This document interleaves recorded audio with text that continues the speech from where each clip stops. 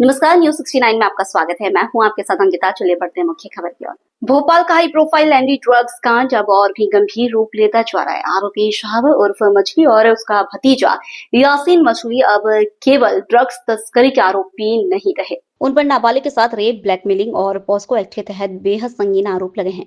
भोपाल के महिला थाने में दर्ज हुई इस एफआईआर ने पूरी मामले को हिलाकर रख दिया है।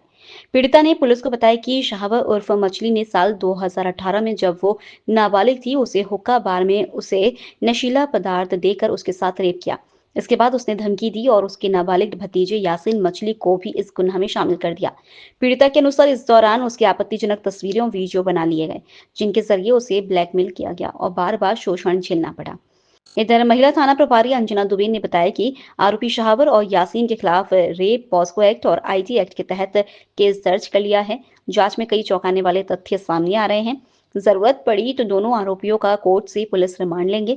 इस खुलासे के बाद पुलिस की तफ्तीश तेज हो गई है। शहाबर और यासीन पहले ही एमडी ड्रग्स तस्करी मामले में जेल भेजे जा चुके हैं, लेकिन अब सामने आए यौन शोषण और ब्लैकमेलिंग के आरोपों ने इस केस को और भी संवेदनशील बना दिया है। सूत्रों के मुताबिक इस मामले में और भी लड़कियों के सामने आने की संभावना है, जिनके साथ इसी तरह का शोषण हो सकता है। पुलिस इस एंगल से भी जांच कर रही है। जब यासीन अहमद के खिलाफ मामला दर्ज हुआ है, जिसमें एक नाबालिग ने रेप की शिकायत दर्ज कराई, पूरे मामले में अब तक क्या इन्वेस्टिगेशन में निकल के आया, क्या शिकायत आपके पास आई?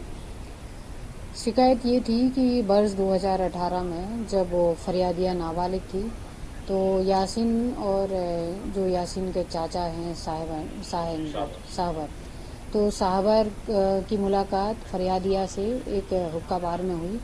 तो फरियादिया से उन्होंने फरियादिया को पैसे वगैरह देके उसको कॉन्फिडेंस में लिया, फिर उसके साथ रेप किया। और जब उसने इस चीज़ का मतलब बताया कि ऐसा क्यों करा मेरे साथ, तो उन्होंने फिर उनको साबर ने उसको जान से मारने की धमकी भी दी कि तुम जानती नहीं हो मैं कौन हूँ, और अगर किसी को भी बताओगी तो जान से जाओगी। तो और फिर उसने उसकी जो इंस्टाग्राम की आईडी थी, तो अपने भतीजे यासिर से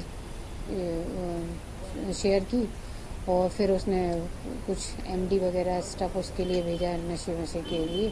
और उसने बोला उसके चाचा ने कि तुम्हें जो रिलेशन मेरे साथ बनाए हैं वो उसके साथ भी बनाने पड़ेंगे। और 3-4 बार उसके साथ ज़बरदस्ती उसका रेप किया, जिसकी फाइलिंग महिला थाना में की गई है, जिसकी विवेचना जारी है। क्या इसमें गैंग रेप लगाया है क्या है? नहीं, गैंग रेप तो नहीं है, लेकिन हाँ अभी इन्वेस्टिगेशन चल रहा है। उसमें जो भी आता है तो उसमें देखते हैं इन्वेस्टिगेशन।